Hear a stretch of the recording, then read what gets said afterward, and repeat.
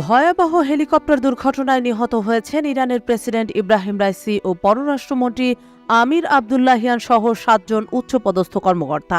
গত রবিবার আজারবাইজান প্রদেশে একটি বাঁধ উদ্বোধন শেষে দেশটির উত্তর পূর্বাঞ্চলীয় তাবরিজ শহরে যাওয়ার সময় হেলিকপ্টারটি বিধ্বস্ত হয়। এই হেলিকপ্টার দুর্ঘটনা নিয়ে ইতিমধ্যেই শুরু হয়েছে নানা জল্পনা কল্পনা, বিশেষ করে যখন সবাই জানতে পারে যে রাইসিকে বহনকারী হেলিকপ্টারটি ছিল যুক্তরাষ্ট্রের নির্মিত ৬০-এর দশকের হেলিকপ্টার। বিধ্বস্ত হেলিকপ্টারের সন্ধানে ড্রোন পাঠিয়েছিল তুরস্ক। রাইসির হেলিকপ্টারের সমস্যা নিয়ে মুখ খুলেছেন তুরস্কের পরিবহন মন্ত্রী Abdul Kadir উরালোগলু।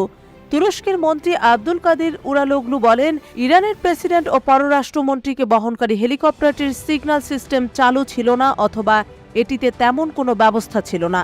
Centre for aviation accident পরিচালিত এক জরুরি গবেষণায় এ তথ্য উঠে এসেছে। এতে দেখা গেছে মূলত ইরানের দুর্বলতার কারণেই এ দুর্ঘটনা ঘটেছে। তুর্কি পরিবহন মন্ত্রী বলেন, আমরা হেলিকপ্টার থেকে একটি সংকেত পরীক্ষা করেছিলাম, কিন্তু দুর্ভাগ্যবশত সম্ভবত হেলিকপ্টারটির সিগন্যাল সিস্টেমটি বন্ধ ছিল বা হেলিকপ্টারটিতে সিগন্যাল সিস্টেমই ছিল না, ফলে আমরা তাদের শনাক্ত করতে পারিনি।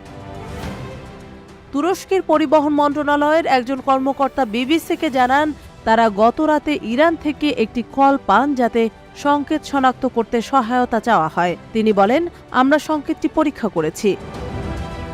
তিনি আরও জানান, আমরা জানি না আসলে হেলিকপ্টারটিতে অত্যাধুনিক প্রযুক্তি ছিল না নাকি এটি বন্ধ রাখা হয়েছিল, তবে নিরাপত্তাজনিত কারণে হলেও এটি বন্ধ থাকার কথা নয়। সব ধরনের বিমান, বিশেষ করে যেসব হেলিকপ্টার রাষ্ট্রীয় কর্মকর্তাদের বহন করে, সেগুলোতে এ ব্যবস্থা থাকা উচিত বলেও মন্তব্য করেন তিনি। এদিকে ইরানের সাবেক পররাষ্ট্রমন্ত্রী মোহাম্মদ জাওয়াদ জারিফ দেশটির রাষ্ট্রীয় টেলিভিশনকে দেওয়া এক সাক্ষাৎকারে হেলিকপ্টার বিধ্বস্তের জন্য মার্কিন নিষেধাজ্ঞাকে দায়ী করেছেন। তিনি বলেছেন, এই ট্র্যাজেডির অন্যতম প্রধান অপরাধী মার্কিন যুক্তরাষ্ট্র। এর কারণ হিসেবে যুক্তরাষ্ট্রের নিষেধাজ্ঞাকে দায়ী করেছেন সাবেক এই পররাষ্ট্রমন্ত্রী। ইরানের কাছে বিমান ও বিমানের যন্ত্রাংশ বিক্রিতে নিষেধাজ্ঞা আরোপ করার কারণে ইরানের জনগণকে ভালো বিমান সুবিধা ভোগ করতে দিচ্ছে না যুক্তরাষ্ট্র বলে ক্ষোভ প্রকাশ করেন তিনি আরও বলেন, বছরের পর বছর নিষেধাজ্ঞার কারণে ইরানের এয়ারক্রাফটগুলো অনিরাপদ হয়ে পড়েছে, কারণ তারা স্পেয়ার পার্টস বা এয়ারফ্রেম পেত না। এদিকে ইরানের সামরিক বাহিনীর chief of staff Mohammad Bagheri helicopter বিধ্বস্তের কারণ অনুসন্ধানে তদন্তের নির্দেশ দিয়েছেন বলে দেশটির ISNA নিউজ এজেন্সি জানিয়েছে।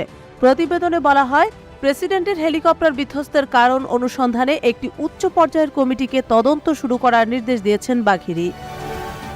হেলিকপ্টার বিধ্বস্ত হয়ে ইরানের প্রেসিডেন্ট ইব্রাহিম রাইসির মৃত্যুর পর দেশটির ভাইস প্রেসিডেন্ট মোহাম্মদ মোকবারকে ভারপ্রাপ্ত প্রেসিডেন্ট হিসেবে নাম ঘোষণা করেছেন দেশটির সর্বোচ্চ নেতা আয়াতুল্লাহ আলী খামেনি।